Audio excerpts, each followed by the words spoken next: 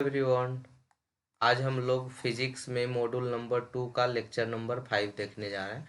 I hope आप lecture number 4 तक cover कर चुके होंगे। ठीक है। लेक्चर नंबर सॉरी एक सेकेंड, मॉड्यूल नंबर 2 का लेक्चर नंबर 5 है। ठीक है, फिजिक्स में। तो हम बोले थे यहाँ के बाद हम लोग, अगर आपको पीछे से कहीं भी डाउट होता है तो आप कमेंट सेक्शन में मैसेज कर सकते हैं। व्हाट्सएप पे मैसेज करने के लिए आप फ्री हैं, जब चाहे दिन रात जब भी आप मैसेज करना चाहे कर सकते हैं। ठीक है। वहाँ पे आपको अगर किसी प्रकार का डाउट लगा हो तो आप पूछ सकते हैं, हम वहाँ पे क्लियर कर सकते हैं आपको। ठीक है। देखिए, पढ़ाई है तो यहाँ पे डॉट आना जाहिर सी बात है कि डॉट आ सकता है, तो उसको आप पूछ कर क्लियर कर सकते हैं। ठीक है। व्हाट्सएप पे, टेलीग्राम पे, जहाँ भी मैसेज करना चाहते हैं कर सकते हैं। कमेंट सेक्शन में करना चाहते हैं वहाँ कर सकते हैं। ठीक है। तो कहीं भी करके पूछ सकते हैं, उसके लिए कोई दिक्कत नहीं है। ठीक है। चलिए, सेंट्रल फोर्स एंड, और उसी को डॉट आता है जो पढ़ाई करता है। ठीक है। जो नहीं पढ़ाई करता है, सिर्फ देखता है, उसको डॉट कहाँ से आएगा? उसी को डॉट आता है जो पढ़ाई करता है। ठीक है। तो सेंट्रल फोर्स एंड प्रॉपर्टीज आपके सिलेबस में होंगे, सेंट्रल फोर्स और उसके प्रॉपर्टीज पढ़ने के लिए।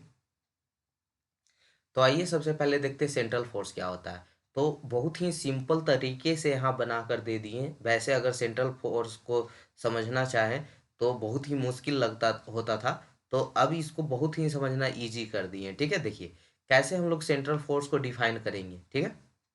और सबसे बड़ी बात है कि आपका यहाँ पे सेमेस्टर पेपर है, जहाँ पे आपको भर भर के पेज लिखना होता है। तो बढ़ा चढ़ा के उसको पेज भरना, लेकिन एकदम सिंपल तरीके से। देखिए कैसे यहाँ पे जो बताया गया है, पहले डिफिनीशन पढ़कर सुना देते हैं कि if a force acting on a particle is always directed towards और away from a fixed point and its magnitude depend only upon the distance. जो फोर्स होता है वो फिक्स्ड पॉइंट से या तो दूर जा रहा होता है या नज़दीक आ रहा होता है। ठीक है। और वो फोर्स जो होता है ओनली डिपेंड करता है डिस्टेंस पे, तब उस फोर्स को हम लोग सेंट्रल फोर्स के नाम से जानते हैं। गौर कीजिएगा, गौर कीजिएगा। यहाँ पे एक कोई पॉइंट है जहाँ पे फोर्स क्या हो रहा है, इस पॉइंट के अबाउट फोर्स अट्रैक्ट हो रहा, अट्रैक्ट भी हो सकता है, रिपल्सिव हो सकता है, लेकिन एक फिक्स्ड पॉइंट के अबाउट। ठीक है। तो जो फिक्स्ड पॉइंट के अबाउट, कर्व लिनियर में पढ़े होंगे कि ओरिजिन से डायरेक्ट डिस्टेंस को हम लोग आर बोलते हैं, तो यही डिस्टेंस पे वो फोर्स डिपेंड करेगा। और फोर्स क्या होगा, या तो अट्रैक्ट होगा या तो रिपेल होगा। ठीक है।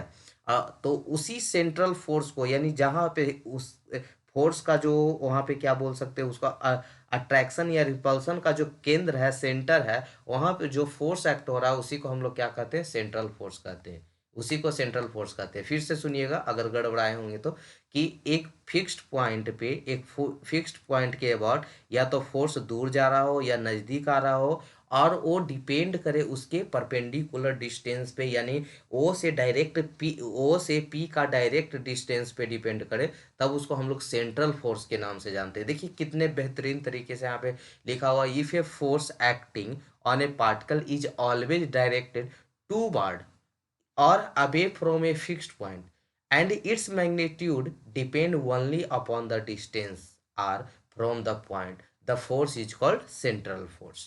ठीक है। आई होप क्लियर है। तो यहाँ पे देखिए मैग्नीट्यूड है, यहाँ पे डायरेक्शन है, दोनों को मल्टीप्लाई कीजिए वही आपका सेंट्रल फोर्स आएगा। तो सेंट्रल सेंट्रल जो फोर्स है, तो यहाँ पे देखिए डायरेक्शन है आपका, यहाँ पे मैग्नीट्यूड है। तो ये ग्रेविटेशनल फोर्स के लिए बता रहे हैं। ठीक है। और जो सेंट्रल फोर्स होता है वो कंजर्वेटिव फोर्स होता है, इसीलिए यहाँ पे आपको बोला है कि इसका प्रॉपर्टीज भी आपको पढ़ना है। क्या पढ़ना है? इसका प्रॉपर्टीज भी पढ़ना है। सॉरी। तो यहाँ पे जो है फोर्स मैग्नीट्यूड इनटू डायरेक्शन, ठीक है, तो ही आपका क्या है, सेंट्रल फोर्स है। इलेक्ट्रोस्टैटिक फोर्स भी एक सेंट्रल फोर्स है, ग्रेविटेशनल फोर्स भी एक सेंट्रल फोर्स है। तो दोनों एग्जांपल क्या बोले अभी, कि सेमेस्टर पेपर में भर भर के लिखना होता है। ठीक है। भर भर के पेज लिखना होता है, तो इस तरह से आप बढ़ा चढ़ा कर लिख सकते हैं इसको। अब आते हैं उसके प्रॉपर्टीज की ओर बढ़ते हैं। तो properties of A central force क्या होता है, the central force is attractive. जब कब अट्रैक्टिव होगा, जब फोर्स का वैल्यू जीरो से लेस देन होगा, डेट इज कॉल्ड निगेटिव। और रिपल्सिव का होता है जब फोर्स का वैल्यू जीरो से बड़ा होता है, यानी डेट इज पॉजिटिव। तो the central force is attractive force when force is the less than of zero, that is also called negative force, and the repulsive force when if जो इसका मतलब force होगा वो greater than zero, that is called positive force, ठीक है, that is called positive यानी positive force, ठीक है। तो यही आपका क्या है, पहला प्रॉपर्टीज हुआ। क्लियर है? आई होप कभी इसको नहीं भूलेंगे कि अट्रैक्टिव होता है जब लेस देन जीरो होता है, रिपल्सिव जब होता कब होता है, जब ग्रेटर देन जीरो होता है। अगर अट्रैक्टिव है तो निगेटिव फोर्स कहलाता है, अगर अगर मतलब क्या बोलते हैं उसको, ग्रेटर देन है यानी रिपल्सिव फोर्स है तो पॉजिटिव फोर्स कहलाता है। तो आई होप सेंट्रल फोर्स का पहला प्रॉपर्टीज आपको अच्छे से याद हो गया होगा। सेकेंड पॉइंट है central force is a conservative force. तो आपको पहले ही पता है कि सेंट्रल फोर्स एक कंजर्वेटिव फोर्स है, इसलिए ग्रेविटेशनल फोर्स, इलेक्ट्रोस्टैटिक फोर्स और न्यूक्लियर फोर्स आता है, ठीक है। तो central force is a conservative force. तो जब कंजर्वेटिव होता था, पीछे आपको कंजर्वेटिव इसीलिए पढ़ाए थे, तो कि कहीं भी कंजर्वेटिव का नाम आए तो आपको याद हो, पता होना चाहिए कि कंजर्वेटिव फोर्स क्या था। तो कंजर्वेटिव फोर्स आई होप पीछे वाला लेक्चर देख लिए होंगे, वहां पे डिटेल में चले थे। तो central force is a conservative force that is called work done, that is the work done is path independent. पढ़े थे कंजर्वेटिव फोर्स क्या होता था, तो पाथ इंडिपेंडेंट होता था और क्लोज्ड पाथ पे उसका वैल्यू जो होता था, वर्क डन जो होता था, जीरो होता था। आई होप याद होगा। तो सेंट्रल फोर्स का दूसरा प्रॉपर्टीज में आते हैं कि सेंट्रल फोर्स जो होता है एक कंजर्वेटिव फोर्स होता है और इसका वर्कडन जो होता है पाथ इंडिपेंडेंट होता है। और पाथ इंडिपेंडेंट होता है मतलब वहां पे वर्कडन जो होगा वो किसी भी पाथ से जाए सेम होता है, ठीक है। आई होप क्लियर हुआ होगा। In a central force motion torque acting on a particle is always zero. तो इसकी चर्चा हम लोग आगे करेंगे जब टॉर्क पढ़ेंगे। तो बस अभी इतना याद रख लीजिए कि सेंट्रल फोर्स का जो motion torque acting particle is always zero. जब भी ये सेंट्रल फोर्स जो अगर टॉर्क में बनता है तो उसका वैल्यू जो होता है जीरो के बराबर होता है। तो हम लोग आगे पढ़ेंगे, ठीक है। In central force motion angular momentum remains conserved. तो अभी भी अभी जस्ट इसी पेज के बाद हम लोग ये देखिए यहाँ पे एंगुलर मोमेंटम पढ़ने वाले हैं, ठीक है। यहाँ पे देखिए एंगुलर मोमेंटम, तो इसको अभी खाली बता देते हैं कि जो सेंट्रल फोर्स होता है, सेंट्रल फोर्स जब मोशन करता है तो एंगुलर मोमेंटम में कोई भी चेंजेस नहीं होता है, रिमेन्स कंजर्व्ड होता है, कोई भी चेंज नहीं होता है। The motion under central force is always confined to a plane. और एक कन्फाइंड टू प्लेन होता है, प्लेन में इसकी मतलब ऑलवेज कन्फाइंड होता है एक प्लेन में, ठीक है। जब सेंट्रल फोर्स एक प्लेन में मोशन करता है तो ये हमेशा कन्फाइंड होता है इसका प्लेन, उसमें कोई भी चेंजेस नहीं होता। तो बारी बारी से हम सब प्रॉपर्टीज को यहाँ पे देखने वाले हैं। तो आइए पहले हम लोग एंगुलर मोमेंटम के बारे में जानते हैं कि एंगुलर मोमेंटम क्या है, ठीक है। एंगुलर मोमेंटम यहाँ पे सेंट्रल प्रॉपर्टीज का ही पार्ट नहीं है, ऐसे भी आपको एंगुलर मोमेंटम पढ़ना है, तो साथ में दोनों को एक ही जगह कर दे रहे हैं, ठीक है। जो अभी सेंट्रल फोर्स में मोमेंट एंगुलर मोमेंटम प्रॉपर्टीज पढ़े उसको यहाँ पे डिस्कस कर रहे हैं। तो पहले तो इसलिए यहाँ पे बेसिक से लेकर चल रहा है। ऐसे हम डायरेक्ट बता देते कि जो एंगुलर मोमेंटम में होता है, अगर सर्कल पे किसी भी पॉइंट पे एंगुलर मोमेंटम सेम होता है, उसका जो मैग्नीट्यूड डायरेक्शन सेम होता है। अगर वही पी पॉइंट के अबाउट लेते हैं तो वहाँ पे जो डायरेक्शन तो मैग्नीट्यूड तो सेम होता है लेकिन डायरेक्शन वेरिएबल होता है। ऐसा करके आपको डायरेक्ट बता देते, लेकिन समझ में नहीं आता जो नहीं पढ़े थे, ठीक है, जिनका बेसिक कंप्लीट नहीं होगा। जब सब सब्जेक्ट भले ही आप देखिए सेमेस्टर पेपर है तो भले ही आप जैसे 6 चैप्टर है तो भले ही आप 4 ही चैप्टर पढ़ के जाइए, 4 ही चैप्टर पढ़ के जाइए, 3 ही चैप्टर के पढ़ के जाइए, लेकिन कंप्लीट पढ़ के जाइए। बिकॉज आपको पता है क्या क्या होता है सेमेस्टर पेपर में, 9 क्वेश्चन पूछा जाएगा, 9 क्वेश्चन पूछा जाएगा जिसमें आपको 5 ही का आंसर देना है। 9 क्वेश्चन में एक 5 ही का आंसर देना है, उसमें भी एक एक ऑब्जेक्टिव वाला ही रहेगा, ये नहीं 4 ही का आंसर देना है। तो यहाँ पे कैसे पढ़ा जाता है, भले ही आप 4 ही क्वेश्चन मतलब 3 ही चैप्टर पढ़ के जाइए, 4 ही चैप्टर पढ़ के जाइए, वो पूरा पढ़ के जाइए, ठीक है। तो इसीलिए यहाँ पे आपको बेसिक से सिखाया जा रहा है एंगुलर मोमेंटम। एंगुलर मोमेंटम क्या होता है, मोमेंट ऑफ मोमेंटम, मोमेंटम का भी मोमेंट, जैसे आप पढ़े होंगे मोमेंटम क्या है, तो क्या होता है, मास इनटू वेलोसिटी। मोमेंटम क्या पढ़े हैं, मोमेंटम जानते हैं, मोमेंटम क्या होता है, पी से डिनोट करते हैं, और वो क्या होता है, मास इनटू वेलोसिटी के बराबर होता है। तो इसका भी मोमेंट निकाल देते हैं तो एंगुलर मोमेंटम कहलाता है। ध्यान से सुनिएगा। उसी तरह से आप सुने होंगे टॉर्क क्या होता है, तो moment of force is called torque, ठीक है। आगे आगे पढ़ाएंगे, टॉर्क को आगे पढ़ाएंगे। तो moment of force is called torque कहलाता है, आर इंटू फोर्स। उसी तरह से the moment of momentum is called angular momentum, ध्यान से सुनिएगा, मोमेंट ऑफ मोमेंटम, जो मोमेंटम के मोमेंट को हम लोग एंगुलर मोमेंटम कहते हैं। आर इंटू पी, आर क्या है यहाँ पे डिस्टेंस है, मोमेंट हमको लोग कैसे निकालते, force into perpendicular distance, force into perpendicular distance को हम लोग क्या कहते हैं, मोमेंट बोलते हैं। तो यही फोर्स तो हो गया मोमेंटम, और डिस्टेंस कौन हो गया, आर, तो ही यहाँ पे लिख दिए आर इंटू पी। ध्यान से समझते जाइएगा, एकदम जीरो लेवल से स्टार्ट किए हैं, तो ध्यान से समझते जाइएगा, ठीक है। तो J into L, J into L मतलब जे, सॉरी, जे से भी डिनोट करते हैं एंगुलर मोमेंटम को, एल से भी डिनोट करते हैं। एंगुलर मोमेंटम को जे से भी डिनोट करते हैं, एल से भी डिनोट करते हैं, तो उसका फॉर्मूला हो जाएगा R into P, R into P, जहाँ पे पी क्या है, लीनियर मोमेंटम है, ठीक है, आर क्या है, डिस्टेंस है। तो P equal to M V, P equal to M V, R क्या है, डिस्टेंस परपेंडिकुलर, तो मोमेंटम का वैल्यू क्या जानते हैं बाबू, P equal to M V. तो यहाँ पे हम पी का वैल्यू पुट कर देंगे एम भी, तो क्या हो जाएगा, एल हो गया मोमेंटम, एंगुलर मोमेंटम, आर हो गया डिस्टेंस, एम भी क्या हो गया, मोमेंटम। तो आर इंटू एम को बाहर निकाल देंगे, तो आर इंटू भी हो जाएगा क्रॉस प्रोडक्ट का। तो क्रॉस प्रोडक्ट, अच्छा इसका यूनिट की बात करें तो केजी मीटर स्क्वायर पर सेकेंड होता है। तो ये हो गया क्या आपका क्रॉस प्रोडक्ट, क्रॉस प्रोडक्ट में आप क्या ले लेते हैं इसको, साइन थीटा, साइन थीटा, ए भी साइन थीटा ऐसे लिख देते थे, ए भी साइन थीटा लिखा था, तो ही, चलिए उसकी बात में करते, पहले यहाँ पे देखिए ध्यान से। सबसे पहले तो ये कहाँ से आया, अगर कोई मतलब अभी तक डाउट है तो कमेंट सेक्शन में मैसेज कीजिए कि हाँ हाँ यहाँ तक डाउट हुआ। एल इजिकल टू यानी angular momentum equal to mass into R into भी कहाँ से आया, तो देखिए एक बार यहाँ पे कर रहे हैं, क्या पढ़े आप, मोमेंट का मोमेंटम यानी आर इंटू मोमेंटम, मोमेंटम का वैल्यू क्या होता है, पी का वैल्यू क्या होता है, एम भी, तो यही हुआ। अब एम को बाहर ले लिए तो आर इंटू भी हो गया, ठीक है, आर इंटू भी हो गया, एम को बाहर कर दिए, तो यही अभी यहाँ तक लिखे, तो कोई दिक्कत नहीं होगा।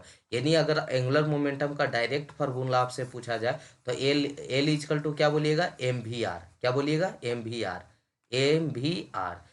अब एक चीज और ध्यान देना होता है मोमेंटम निकालने के दौरान, कि किस पॉइंट के अबाउट निकाल रहे हैं उसको मेंशन करना बहुत जरूरी हो जाता है, क्योंकि आपको कैसे पता कि किस पॉइंट के अबाउट निकालना चाह रहे हैं, डायरेक्शन की बात आता है, थंब रूल लगाते हैं। जैसे मान लीजिए कि यहाँ पे देखते एग्जांपल देते हैं कि ओ पॉइंट के अबाउट निकालना है मोमेंटम, ये भी जा रहा था, इस इधर वेलोसिटी था, यहाँ पे जो बॉडी है, ये बॉडी है उसका मास एम है, ये बॉडी का मास एम है, वेलोसिटी भी है, और ये आर है, ये आपका आर डिस्टेंस है, तो इसको आगे बढ़ा देते, इंक्रीज कर देते, मतलब आर कैप क्या करते थे कि आर के डिस्टेंस में जो डिस्टेंस बढ़ता था उसको आर कैप बोलते थे, याद है, कर्व लीनियर पीछे पढ़े होंगे।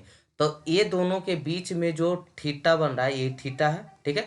अब इसको में आप राइट थंब रूल लगाइए, राइट थंब रूल क्या बताता है कि हाथ को, फिंगर को मोड़ने पे ऐसे करके, यहाँ पे आपका फिंगर है, इसको इस तरह से मोड़ेंगे तो जो थंब होता है वो क्या होता है, बाहर निकलता है। तो अगर बाहर निकल रहा है, बाहर निकल रहा है, तो क्या, आउटवर्ड, बाहर की ओर। अगर यही अंगूठा बाहर अंदर की ओर जाता है तो क्या बोलते हैं, इनवर्ड। पढ़े हैं ऐसा, थंब रूल लगा के हम लोग डायरेक्शन पता करते हैं यहाँ पे।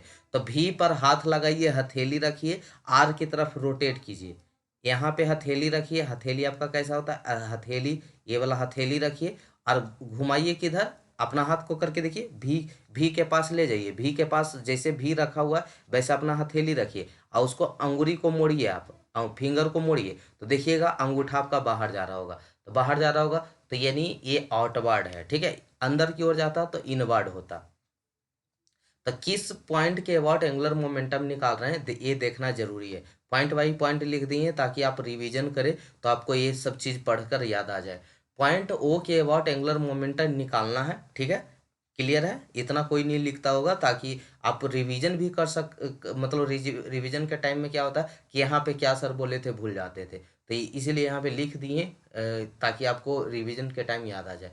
तो एंगुलर मोमेंटम जो क्या था, आर इंटू पी, यानी आर इंटू मोमेंटम, मोमेंटम का वैल्यू एम भी था। अब एम भी, ए भी साइन थीटा होता है ना, ए भी साइन थीटा होता है ना, ए भी साइन थीटा होता है, तो मतलब ऐसे क्रॉस प्रोडक्ट में भी, तो उसी तरह से आर भी को हम लिख दिए आर भी साइन थीटा।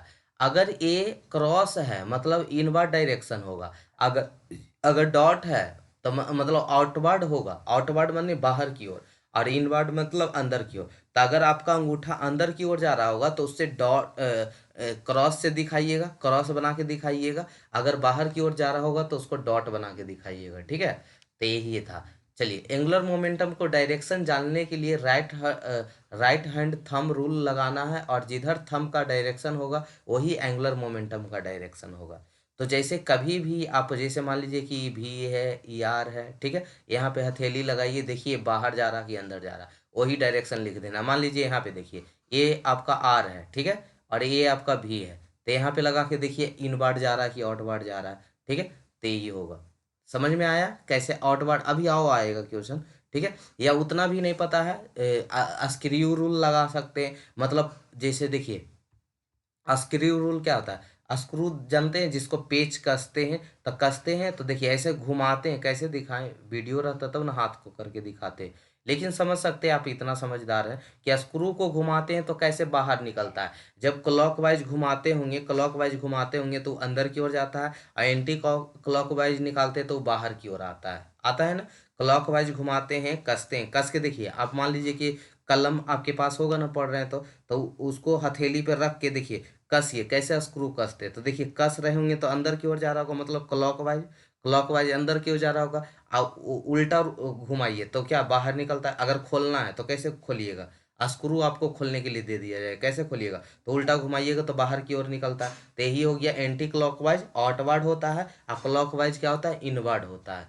करके देखिए, या स्क्रू है आपके पास तो स्क्रू से ही करके देखिए, ठीक है। तो क्लॉकवाइज क्या होता है, इनवर्ड होता है, और एंटी क्लॉकवाइज क्या होता है, आउटवर्ड होता है। मतलब क्लॉकवाइज अगर घुमाइएगा तो इनवर्ड होगा, अंदर की ओर जाएगा, और एंटी क्लॉकवाइज घुमाइएगा तो आउटवर्ड। तो ऐसे भी समझ सकते हैं, या राइट हैंड थंब भी रूल भी लगा सकते हैं, ठीक है। चलिए, तो यहाँ पे देखिए, अब चलिए दूसरे शब्द में समझते हैं कि यहाँ पे कोई पॉइंट था, पॉइंट वो ले लेते हैं, ये भी है आपका, ठीक है, वेलोसिटी भी है, और यहाँ पे किसी भी पॉइंट के अबाउट निकालने बोलता है ना, तो यही वो पॉइंट ले, यहाँ पे वो पॉइंट लेते हैं, एक सेकेंड, यहाँ पे वो पॉइंट ले लिए, इस पॉइंट के अबाउट ये वेलोसिटी निकालना है। ये हो गया आर, डायरेक्ट डिस्टेंस आर हो गया, तो आर नीचे की ओर आर कॉस थीटा, मतलब ये हॉरिजेंटल एक्सिस पे आर कॉस थीटा, यहाँ वर्टिकल एक्सिस पे क्या होगा, आर साइन थीटा। तो पैरेलल है तो ये दोनों डिस्टेंस क्या होगा, सेम ही होगा, तो ये भी आर साइन थीटा। कोई दिक्कत, कोई दिक्कत, तो देखिए एक सेकेंड, तो ये हो गया आपका आर साइन थीटा, ये हो गया आर कॉस थीटा। तो ये भी के सुनिएगा, भी के साथ कौन सा आर लेना है, साइन थीटा वाला लेना है कि कॉस थीटा वाला लेना है, तो जो 90 डिग्री पर हो उसी आर को लेना है। उसी यहाँ पे देखिए, पहले तो आर इनक्लाइंड था, जो भी थीटा डिग्री पे इनक्लाइंड था, ध्यान से समझिएगा, ठीक है। यहाँ पे यहाँ सब समझने वाली बात है, ये थीटा डिग्री से है, थीटा डिग्री से, तो थीटा डिग्री, तो हम पहले तो ये इसको आर कॉस तोड़ दिए, आर साइन तोड़ दिए, उसमें किन्हीं को दिक्कत है, किन्हीं को दिक्कत है तो कमेंट सेक्शन में बोलिए, ठीक है। तो ये हो गया आर साइन थीटा हो गया, ये आर कॉस थीटा हो गया। तब दोनों में भी के साथ किस डिस्टेंस को लेना है, किस आर को लेना है, तो जो 90 डिग्री के साथ हो, तो 90 डिग्री के साथ कौन सा है, आर साइन थीटा। तो angular momentum equal to M V R sine theta, R sine theta.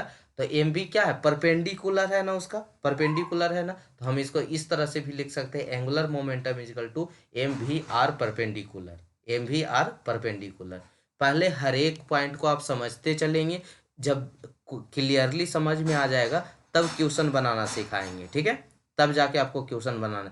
तभी तक जितने भी पॉइंट, लेक्चर लंबा होने वाला है, लेकिन आई होप समझ में आ रहा होगा, ठीक है, कि पहले एंगुलर मोमेंटम क्या है, उसके बाद angular moment, the moment of momentum is called angular momentum. Angular moment अगर आप लिखना चाहते हैं तो कैसे लिखेंगे, अगर मान लीजिए, चलिए इसको दो पार्ट में बना देंगे, पार्ट ए पार्ट बी, तो आज यहीं तक रहने देंगे, अगर आपकी मर्जी चाहे तो, समझ में आ रहा है तो, फिर यहाँ से कल, नहीं तो खत्म कर देंगे, क्या होगा, लंबा लेक्चर होगा तो होगा, ठीक है। तो देखिए तो उसको अगर हम बोले कि मोमेंट, एंगुलर मोमेंटम क्या होता है, तो मोमेंट का momentum, moment of momentum is called angular momentum. Angular momentum को जे या एल से सूचित किया जाता है, डिनोट किया जाता है, उसका फॉर्मूला आर इंटू पी होता है, यानी आर जहाँ पे डिस्टेंस है, पी क्या है, मोमेंटम है, मोमेंटम को मास इंटू वेलोसिटी बोलते हैं, तो आर इंटू एम भी हो जाएगा, ठीक है। Angular momentum equal to M V R हो जाएगा। और वो किसी के पॉइंट के वाट निकालना चाहते हैं, उसमें हमको डायरेक्शन फाइंड आउट करना है, तो डायरेक्शन के लिए हम लोग क्या करते हैं, राइट हैंड थंब रूल लगाते हैं या स्क्रू रूल लगाते हैं। स्क्रू रूल क्या बताता है कि अगर क्लॉकवाइज घूम रहा है तो इनवर्ड होगा, अगर एंटी क्लॉकवाइज हो रहा है तो आउटवर्ड होगा। इतना पता हो गया, ठीक है। चलिए, नहीं समझ में आया बाबू, ये वेलोसिटी किधर से और घूम रहा है, ऐसे घूम रहा है, ये देखिए है एंटी क्लॉकवाइज ना है, तो एंटी क्लॉकवाइज है तो क्या होगा, आउटवर्ड होगा, ठीक है। इस तरह से हम लोग फाइंड आउट करते हैं। चलिए, तो ये एंगुलर हो गया। Direction of angular momentum, right hand thumb rule लगा सकते हैं या स्क्रू रूल लगा सकते हैं। क्लॉकवाइज है तो इनवर्ड, एंटी क्लॉकवाइज है तो आउटवर्ड।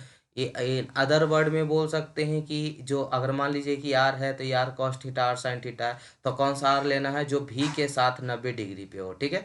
ये हो गया। उसके बाद क्या, अब दूसरा चीज समझ के देखते हैं। मान लीजिए कि वेलोसिटी है, ये आर है, ठीक है। तो वेलोसिटी ये आर है तो यहाँ क्या हो जाएगा, वी कॉस थीटा। अगर हम वेलोसिटी के तरफ से देखना चाहें, अभी हम डिस्टेंस के तरफ आर के तरफ से देख रहे थे, अब वेलोसिटी की तरफ से देखना चाहते हैं, तो ये भी कॉस थीटा है, तो ये क्या हो जाएगा, भी साइन थीटा हो जाएगा। कंपोनेंट तोड़ेंगे, भी का कंपोनेंट तोड़ेंगे तो ये भी कॉस थीटा हो जाएगा, ये भी साइन थीटा हो जाएगा। तो आर कौन सा डिस्टेंस, ये आर है ना, ये आर है ना, तो कौन सा वेलोसिटी लेंगे, जो आर के साथ 90 डिग्री वाला हो, तो यही हो जाएगा आर भी साइन थीटा, आर भी साइन थीटा। तो यही साइन थीटा, तो भी साइन थीटा यानी भी परपेंडिकुलर है, ठीक है। 90 डिग्री पे है मतलब परपेंडिकुलर है, तो एल इजकल टू क्या हो गया, एम आर भी परपेंडिकुलर। तो ज़्यादातर यही यूज करना है आपको, ठीक है, फार्मूला में एम आर भी परपेंडिकुलर वाला, ठीक है। चलिए, यहाँ पे एक क्वेश्चन पूछा गया था, जिसको यहाँ पे बता रहे हैं। क्वेश्चन क्या था, a particle of mass is moving with constant velocity V parallel to X axis, its angular momentum about origin. इसके a particle of mass M is moving with constant velocity, constant velocity के साथ यहाँ पे move कर रहा है, ये जो वेलोसिटी है कांस्टेंट वेलोसिटी के साथ मूव कर रहा है। मास इसका एम है एक्स एक्सिस में, ठीक है, पैरेलल टू एक्स एक्सिस, ये है एक्स एक्सिस है, ये एक्स एक्सिस इसी के पैरेलल मूव कर रहा है। तो ये कोई भी पॉइंट के अबाउट होता है ना, कोई भी पॉइंट के, तो ओरिजिन पॉइंट यहाँ पे ले लिए, ओरिजिन से वेलोसिटी, तो यहाँ पे डायरेक्ट डिस्टेंस क्या हो जाएगा, यहाँ पे आर हो जाएगा। तो यहाँ पे अब इसका ऑप्शन दिया हुआ था, ऑप्शन में जीरो होगा, कांस्टेंट होगा, goes on increasing, goes on decreasing. तो पहले इसका कॉन्सेप्ट बताते हैं, फिर आप आंसर कीजिएगा। तो जब भी अगर किसी फिक्स पॉइंट से वेलोसिटी उसी डायरेक्शन में सेम हो वेलोसिटी उसी डायरेक्शन में सेम हो, जैसे यहाँ पे देखिए जीरो था, यहाँ पे ओरिजिन है उसका, इसी के पॉइंट लेना है। वेलोसिटी एक्स एक्सिस में, वेलोसिटी एक्स एक्सिस में, ये थीटा पे है, थीटा वन पे है। वेलोसिटी से परपेंडिकुलर को डिस्टेंस को हम लोग क्या बोलते थे, आर साइन थीटा। तो यहाँ भी क्या हो जाएगा, आर डैश ले लेते हैं, आर डैश साइन थीटा। तो अगर अगर उसी डायरेक्शन में वेलोसिटी सेम हो, तो उसका जो उसका मतलब मैग्नीट्यूड होगा वो कांस्टेंट होता है। क्या होता है, उस जो एंगुलर मोमेंटम होगा वो क्या होगा, कांस्टेंट होगा। अगर उसी पॉइंट के about velocity same he direction में होगा तब, अगर वेलोसिटी इधर हो जाता किसी दूसरे डायरेक्शन में हो जाता, तब कांस्टेंट नहीं होगा। क्यों नहीं होगा, क्यों कांस्टेंट सेम होगा यहाँ पे, तो इस पॉइंट के अबाउट देखना चाहते हैं, तो M V R sine theta, मतलब आर ही परपेंडिकुलर है, और अगर आर साइन थीटा को हम डी के से डिनोट कर दे तो एम भी डी हो जाएगा। यहाँ भी डिस्टेंस, अरे उतना भी नहीं समझना है, ये दोनों के बीच में डिस्टेंस पैरेलल है तो क्या रहेगा, सेम रहेगा, तो ये भी एम भी डी हो जाएगा। वेलोसिटी भी सेम डायरेक्शन में, मतलब उसी डायरेक्शन में सेम है, और यहाँ पे डिस्टेंस भी सेम है। मास तो ऑलवेज कांस्टेंट ही होता है, मास कहीं चेंज होता है, नहीं होता, तो सेम ही हो गया, यानी कांस्टेंट आंसर होगा। क्या होगा, कांस्टेंट होगा, ठीक है। तो बस ये देखिए, कोई क्वेश्चन था, लेकिन इसमें कंसेप्ट समझने वाली बात क्या था, कि अगर किसी भी डायरेक्शन में उसका वेलोसिटी सेम हो, तो उसका एंगुलर मोमेंटम भी सेम होगा, क्योंकि डिस्टेंस भी तो हॉरिजॉन्टल एक्सिस के सेम ही होगा। मास अगर किसी का मास है, एम है, तो कहीं भी जाएगा तो उसका मास एम ही रहेगा। तो एम भी सेम, भी सेम, डी भी सेम, तो क्या होगा, कांस्टेंट ही तो होगा। तो यह समझने वाली था, एक क्वेश्चन से आपको कंसेप्ट बताया गया, ठीक है। चलिए, एक क्वेश्चन और करवाते हैं। A ball of mass M is projected with velocity V, कोई बॉल बॉल है जिसका मास एम है, और वो भी वेलोसिटी से प्रोजेक्ट किया गया है 45 डिग्री हॉरिजेंटल से, ठीक है, 45 degree with respect to horizontal. तब उसका जो एंगुलर मोमेंटम होगा of the ball with respect to point of projection when ball is at maximum height. तो उसका बताइए पॉइंट ऑफ प्रोजेक्शन का कितना होगा जब वो मैक्सिमम हाइट पे पहुंचेगा। तो ऑप्शन है MV/√2G, या MV/2 या MV/4√2G, या 0, क्या होगा। तो आइए करके देखते हैं क्या क्या होगा। चलिए, ये वेलोसिटी था जिसको आप कितना डिग्री से भेजे थे, 45 डिग्री से भेजे थे। तो हर एक पॉइंट का, यहाँ इस पॉइंट का निकाल ले, इस पॉइंट का निकाल ले, सभी पॉइंट का, किसी भी पॉइंट का निकाल सकते। लेकिन आपको क्या बोला था, मैक्सिमम हाइट पे प्रोजेक्टाइल मोशन पढ़े, पीछे पढ़ा है, पीछे पढ़ा है projectile motion, I hope clear वहाँ पे पढ़े होंगे। तो वहाँ पे क्या पढ़े थे कि जो यहाँ पे मैक्सिमम हाइट कहाँ पे होता है, यहाँ पे होता है, ठीक है, मैक्सिमम हाइट होता है। जो क्या होगा, अभी पीछे पढ़े हैं ना इस तरह से। देखिए यहाँ पे वेलोसिटी भी जा रहा था, तो देखिए 45 डिग्री पे है, तो नीचे क्या होगा, जो वेलोसिटी है V cos 45 डिग्री होगा, एंगल के साथ 45 डिग्री होता है। वर्टिकल में करेंगे तो V sin 45। तो हमको हॉरिजेंटल वाला चाहिए ना, तो हॉरिजेंटल वाला कितना हो गया, V cos 45 डिग्री। यहाँ पे जो R है, R cos 45 डिग्री है, ये क्या हो जाएगा, R sin 45 डिग्री।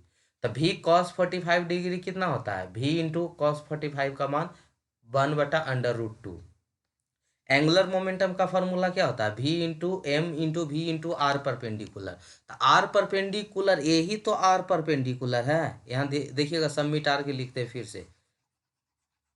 यहाँ पे बताइए R परपेंडिकुलर कौन है, तो यही तो R परपेंडिकुलर है, यही तो R परपेंडिकुलर है, यही तो मैक्सिमम हाइट होता है। तो हम इसको लिख सकते हैं, M हो गया मास, M हो गया मास, और C लिख दिए। V क्या था, V cos 45, यानी V/√2।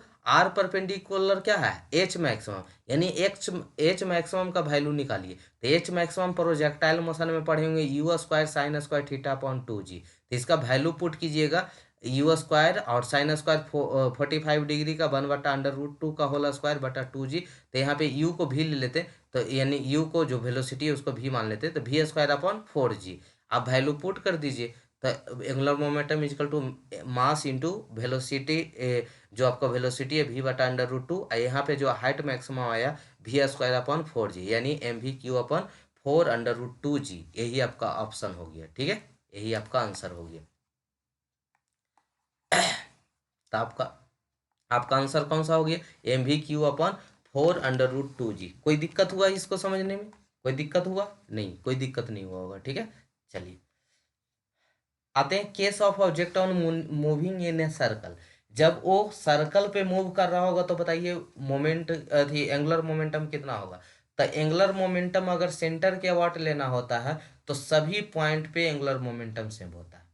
सर्कुलर पाथ पे सेंटर के अबाउट किसी भी पॉइंट पे एंगुलर मोमेंटम सेम होता है। आई होप क्लियर हुआ होगा। याद रखिएगा कि सर्कुलर पाथ पे अब देख लेते हैं उसको। तो L O मतलब सेंटर के अबाउट, यहाँ पे R है, इस डायरेक्शन में R है, इस डायरेक्शन में क्या है, वेलोसिटी है। तो ये क्या हो, यहाँ पे एंगुलर मोमेंटम क्या हो जाएगा, R परपेंडिकुलर है ना, तो M भी R परपेंडिकुलर। और यहाँ पे R1 R2 मतलब रेडियस है, जो दोनों क्या है, बराबर ही है, ठीक है। तो MV/R1, और ये क्या डायरेक्शन देख लीजिए, तो डायरेक्शन कैसे, हाथ यहाँ पे लगाएंगे तो इस डायरेक्शन में होगा, तो इस डायरेक्शन में यानी आउटवर्ड हो रहा है, ठीक है, आउटवर्ड हो रहा है, बाहर की ओर जा रहा है। अब इस पे देखते हैं, ये इस पॉइंट पे देखते हैं, कहीं भी दो पॉइंट को ले लीजिए। तो चलिए इस पॉइंट को देख लिए, अब इस पॉइंट पे देखते हैं, इस पॉइंट पे ये R हो गया, ये वेलोसिटी हो गया। यहाँ भी हाथ लगाइए, यहाँ हथेली रखिए, अभी की तरफ अंगुली मोड़िए, तो देखिए अंगूठा बाहर जा रहा होगा, तो इसका भी बाहरी डायरेक्शन में है। तो ये भी MV/R, ये भी MV/R। और R1 R2 रेडियस तो बराबर ही होता है, तो रेडियस बराबर होता है। अच्छा, ये कोई सोच रहा होगा सर बाहर कैसे रेडियस होगी, बाहर की बात नहीं है बाबू, मतलब यही रेडियस है। तो इसको हम फोर्स ऑफ ट्रांसमिबिलिटी पढ़े हैं ना, मॉड्यूल फर्स्ट में, उसमें क्या होता था कि हम फोर्स को आगे भी बढ़ा सकते हैं, ऐसा पढ़े थे, ठीक है। तो उसकी उसकी तरह से बता रहे हैं, यहाँ पे डॉट डॉट दिया हुआ है, ठीक है। चलिए, या उतना नहीं ले जा सकते, यहीं तक रेडियस रहने दीजिए, यहीं तक रेडियस रहने दीजिए, ठीक है। यहाँ पे इधर फोर्स हो गया, वेलोसिटी हो गया। चलिए, तो ये यही हो गया एंगुलर मोमेंटम। या आप सिंपल से याद रखिएगा कि सर्कुलर पाथ पे किसी भी पॉइंट पे हम सेंटर के अबाउट अगर एंगुलर मोमेंटम निकालना चाहें तो सेम होता है, कांस्टेंट होता है। The angular momentum is constant in magnitude and direction about the centre, ठीक है। लेकिन वही वही चीज को हम पी के अबाउट करने का मतलब समझ रहे हैं, ये आपका सर्कुलर पाथ है। अब कोई बीच में इसके सेंटर के ऊपर, जैसे आप अथी तंबू बनाते हैं ना, तंबू बनाते हैं इस तरह से करके, ऐसे ऐसे करके, तो इसमें बीच में कोई एगो पॉइंट होगा ना जो वर्टिकल होगा, सेंटर होगा, तो उसकी बात कर रहे हैं, ठीक है। इस तरह से चारों तरफ से घेरा हुआ है, देखिए चारों तरफ से घेरा हुआ, इसका सेंटर से जो वर्टिकल लाइन होगा, वर्टिकल इस तरह से, ठीक है, इस तरह से, तो जो वर्टिकल लाइन होगा उसकी बात करते हैं, उसकी बात करते हैं, तो उसके अबाउट क्या हो सकता है, तो उसके अबाउट डायरेक्शन सिर्फ चेंज हो जाता है, ठीक है। इस सेंटर है, सर्कल के सेंटर है, और यहाँ पे मान लीजिए, तो इसके अबाउट क्या होगा, ई पी पॉइंट है, और यहाँ पे इसके अबाउट एंगुलर मोमेंटम क्या होगा, तो मैग्नीट्यूड सेम होता है, डायरेक्शन चेंज हो जाता है। देखिए डायरेक्शन कैसे चेंज होता है, ये भी है, ये आर डिस्टेंस है, तो इसके अबाउट लगाइएगा तो एंगुलर मोमेंटम इधर की डायरेक्शन में है, यहाँ पे आर है, यहाँ पे आर है, यहाँ पे भी है, तो इसके अबाउट निकालिएगा तो एंगुलर मोमेंटम इस डायरेक्शन में, तो डायरेक्शन चेंज होता है, एंगुलर मैग्नीट्यूड सेम होता है।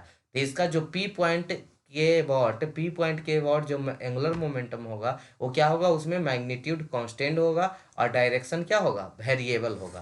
तो हर एक पॉइंट पे एंगुलर मोमेंटम का डायरेक्शन वेरिएबल होगा, हर एक पॉइंट पे एंगुलर मोमेंटम का डायरेक्शन वेरिएबल होगा। ये पॉइंट पे ले लीजिए, ये पॉइंट पे ले लीजिए, ये पॉइंट पे, सभी पॉइंट पे एंगुलर मोमेंटम पी के अबाउट डायरेक्शन वेरिएबल होगा और मैग्नीट्यूड कांस्टेंट होगा। लेकिन सर्कुलर पाथ पे सेंटर के अबाउट की बात करें, सेंटर के अबाउट बात करें, तो मैग्नीट्यूड और डायरेक्शन दोनों कांस्टेंट होता है। तो यही चीज क्वेश्चन में दिया हुआ था कि अगर हम यहाँ पे बताएं कि पी पी के अबाउट हमको यहाँ पे निकालना है, तो क्या होगा इसमें, तब magnitude constant, direction constant, magnitude and direction constant, none of the above, तो क्या ऑप्शन होगा बताइए। तो पी के अबाउट कौन सा कांस्टेंट होता है, तो मैग्नीट्यूड कांस्टेंट होता है। तो इसलिए इतना डिटेल में बता रहे हैं कि कहीं से कुछ न फंस सके। अगर देखिए ज़्यादा पढ़ाना इसीलिए लोग क्या करता है, यूट्यूब पे देखें किसी का पूरा लेक्चर रहता है, थर्ड सेमेस्टर का सेमेस्टर वाइज किसी का लेक्चर रहता है, नहीं रहता है, पूरे यूट्यूब पे खोज लीजिए कहीं नहीं मिलेगा। बस यही कारण है कि वो ज़्यादा डिटेल में बताएंगे, खाली क्वेश्चन एराइज होगा, लेकिन हम हर एक क्वेश्चन को यहाँ पे सोल्व कर रहे हैं, ठीक है। और ज़्यादा उतना भी यही चीज़ अगर आपको सिर्फ एंगुलर मोमेंटम के बारे में पढ़ाना होता तो इस पे 4 दिन पढ़ाया जा सकता है, लेकिन हमको जल्दी से ख़त्म करना है, क्योंकि इसके बाद का भी तो टॉपिक पढ़ना है, अभी मॉड्यूल नंबर 2 ही हुआ है, अभी 3 4 5 सब पढ़ना है, ठीक है। चलिए, तो बस ये भी इतना काफ़ी हो जाएगा, इससे कहीं क्वेश्चन नहीं छूटने वाला है। अब देखिए सोचिए, कभी कभी आप भूलिएगा कि पी के वॉट रहेगा तो उसमें क्या होगा, मैग्नीट्यूड कांस्टेंट होगा, तो यही पी के वॉट में मैग्नीट्यूड कांस्टेंट होता है लेकिन डायरेक्शन वेरिएबल होता है। अगर वो मतलब सेंटर के वॉट मैग्नीट्यूड एंड डायरेक्शन दोनों कांस्टेंट होता है, याद हो गया होगा। चलिए, लास्ट टॉपिक चल रहा है आज के मॉड्यूल का, मतलब आज का लेक्चर का, angular momentum of purely rotating body. ये जो बॉडी है ये रोटेटिंग है, ब्रेक डांस वाला झूला देखिए, वो क्या करता है, पूरा रोटेट करते रहता है अपने एक्सिस पे। तो ये भी बॉडी जो है, ये भी बॉडी जो है वो क्या है, रोटेटेबल है, ठीक है, मतलब सॉरी करता है, मतलब रोटेट करने वाला बॉडी है। तो इसका मतलब रोटेट कर रहा है, ठीक है, इसका मतलब यहाँ पे दिए कि ये बॉडी क्या कर रहा है, रोटेट कर रहा है। तो इसके अबाउट, इस पॉइंट के अबाउट यहाँ पे एंगुलर मोमेंटम जो होगा, इस पॉइंट के अबाउट यहाँ में एंगुलर मोमेंटम होगा, या और कोई पॉइंट लीजिए, और कोई पॉइंट लीजिए, तो क्या होगा, तो moment of inertia into omega होता है, जो इसका एंगुलर वेलोसिटी है, ठीक है। तो मोमेंट ऑफ इनर्शिया पढ़े होंगे, मास moment of inertia, area moment of inertia, पीछे पढ़े, पढ़ाया गया है, पढ़ाया गया है कि नहीं पढ़ाया गया, बोलिए कमेंट सेक्शन में मैसेज कीजिए जल्दी से, अगर पढ़े होंगे moment of inertia, I hope पढ़ाए ही होंगे, ठीक है। पता नहीं आपको पढ़ाए हैं कि दूसरे बैच में पढ़ाए हैं, शायद आप ही को पढ़ाए थे मोमेंट ऑफ इनर्शिया। चलिए, नहीं पढ़ाए तो अभी बता देते हैं। मोमेंट ऑफ इनर्शिया क्या होता है, मास इंटू परपेंडिकुलर डिस्टेंस, ठीक है, डिस्टेंस का square of the perpendicular distance, ठीक है। तो यानी, और एरिया मोमेंट ऑफ इनर्शिया क्या होता है, area into square of distance, ठीक है, तो यही होता है। तो चलिए, इतना अभी के लिए काफ़ी है, ठीक है। चलिए, तो L1 जो होगा, अभी एंगुलर मोमेंटम क्या पढ़ रहे थे, एम वी आर। तो पहले मान लीजिए फर्स्ट पॉइंट की ओर देखते हैं, तो एम वन भी वन आर वन ले लेते हैं, आउटवर्ड डायरेक्शन है, ठीक है। L2 यानी एंगुलर मोमेंटम पॉइंट टू का देखते हैं तो M2 V2 R2 outward direction. LN ये मतलब उसी तरह से 3 पॉइंट का, 4 पॉइंट का, 5 पॉइंट का, तो सभी पॉइंट का देखते हैं तो MN VN RN हो गया। तो नेट एंगुलर मोमेंटम क्या हो जाएगा, L1 plus L2 plus L3 plus L4 dot dot dot dot LN तक, ठीक है, जहां तक नंबर होगा। और L1 एंगुलर मोमेंटम क्या था, M1 V1 R1, M2 V2 R2, M3 V3 R3, उसी तरह से MN VN RN। तो जो V1 होता है, जो V1 होता है वो V क्या होता है, पढ़े R1 R into omega, V equal to R R omega, twelfth में पढ़े होंगे, ठीक है, V equal to R omega. तो यहाँ पे जो V का वैल्यू को आर ओमेगा पुट कर दे, V के वैल्यू को R omega R omega R omega put कर दे, तो यहाँ से आर आर स्क्वायर हो जाएगा, R1 का स्क्वायर, R2 का स्क्वायर, आर एन का होल स्क्वायर। तो यहाँ से ओमेगा को बाहर ले लीजिए, कॉमन ले लीजिए, तो क्या बचेगा, M1 R1 M2 R2 M3 R3 M4 R4 MN RN, इस तरह से, ठीक है। तो अभी बता रहे थे कि जो मास मोमेंट ऑफ इनर्शिया होता है क्या होता है, MR² होता है। तो ही मोमेंट ऑफ इनर्शिया हो गया I, ठीक है, MR² क्या हो गया I, ठीक है। तो I हो गया ओमेगा, यानी जो एंगुलर मोमेंटम होता है आई इंटू ओमेगा होता है। तो ये प्रूफ कर रहे थे, अगर आपको सीधे लिखना हो तो जो अगर हम मोमेंट ऑफ इनर्शिया के टर्म में लिखना चाहे, जैसे एक आपका एंगुलर मोमेंटम क्या होता है, MVR होता है, MVR होता है। दूसरा moment of inertia angular momentum की बात करें तो ओमेगा इंटू आई, ओमेगा इंटू आई, ठीक है। चलिए, तो कुछ एनालॉगस देख लेते हैं। अगर लीनियर की बात करें तो मोमेंटम क्या होता है, मोमेंटम क्या होता है, एम इंटू भी, मास इंटू वेलोसिटी। अगर रोटेशनल की बात करें तो रोटेशनल में क्या होता है, आई इंटू ओमेगा होता है। क्लियर है। चलिए, अब आइए कुछ क्वेश्चन कर लेते हैं, देखते हैं क्वेश्चन आपसे बन पाता है कि नहीं पाता है। पहले पॉज कीजिए और क्वेश्चन बनाइए, नहीं बनेगा तो फिर मेरे पास आइएगा, ठीक है। चलिए, आई होप बना के देखे होंगे, बन गया होगा। देखिए, ओमेगा, ये ओमेगा से रोटेट कर रहा है बॉडी, ठीक है। यहाँ एम वैल्यू, यहाँ एम मास है, यहाँ पे एम मास है, ठीक है, दोनों मास है। डिस्टेंस इस पॉइंट के अबाउट, इस पॉइंट के अबाउट कितना है दोनों का, L/2 है, L/2 है। तो आप क्या पढ़े हैं अभी, तो क्या पढ़े हैं, L equal to I to omega. I क्या होता है, M इंटू R1², दो पॉइंट है ना, दो डिस्टेंस है यहाँ पे, तो M1 R1 का स्क्वायर, M2 R2 का स्क्वायर। तो आप पढ़े होंगे यहाँ पे कि क्या, R1 का वैल्यू कितना है, L/2 है, तो स्क्वायर करेंगे तो L²/4, यहाँ भी हो जाएगा ML²/4 इंटू ओमेगा, तो ही इसका आंसर हो जाएगा, ठीक है। तो इसको जोड़ेंगे तो क्या हो जाएगा, 2mL²/4 इंटू ओमेगा, 2 से 2 4 को काटेंगे तो 1/2mL² ओमेगा, यही इस क्वेश्चन का आंसर होगा, ठीक है। तो आई होप कोई दिक्कत नहीं हुआ होगा, मतलब अच्छा, यहाँ पे क्वेश्चन नहीं लिखे हैं, क्वेश्चन नहीं था, सिर्फ ऑब्जेक्टिव का क्वेश्चन था। मतलब यहाँ पे ऑप्शन दिया हुआ था, ऑप्शन दिया हुआ था आई इंटू ओ में, सॉरी, क्या है यहाँ पे, यहाँ पे ये ऑप्शन दिया हुआ था, ये खाली ऑप्शन दिया हुआ था इसी में। मतलब 1/3mL² ओमेगा है, 1/4 होगा, 1/2 होगा। तो यहाँ से क्या समझे कि हमको क्या निकालने बोल रहा है, यहाँ पे एंगुलर मोमेंटम निकालने बोल रहा है, और ओमेगा है तो ओमेगा के टर्म में, यानी आई इंटू ओमेगा वाला लगा के। तो मोमेंट ऑफ इनर्शिया इसका जानते हैं क्या होता है, MR² होता है। आर मतलब डिस्टेंस है, डिस्टेंस यहाँ कितना दिया हुआ, L/2 दिया हुआ, उसी को पुट कर देंगे। तो आई होप समझ में आया होगा लेक्चर। हम लोग कल लेक्चर नंबर 6 में चलेंगे, इसके आगे का पार्ट, ठीक है। थैंक यू सो मच यहाँ तक बने रहने के लिए। मिलते हैं हम लोग नेक्स्ट एपिसोड में। तब तक आप सभी सब्जेक्ट का तैयारी करें, और मिड टर्म टर्म होने वाला है, तो उसका भी ख्याल करके उसकी पढ़ाई को अब कंटिन्यू करेंगे, ठीक है। Thank you so much again.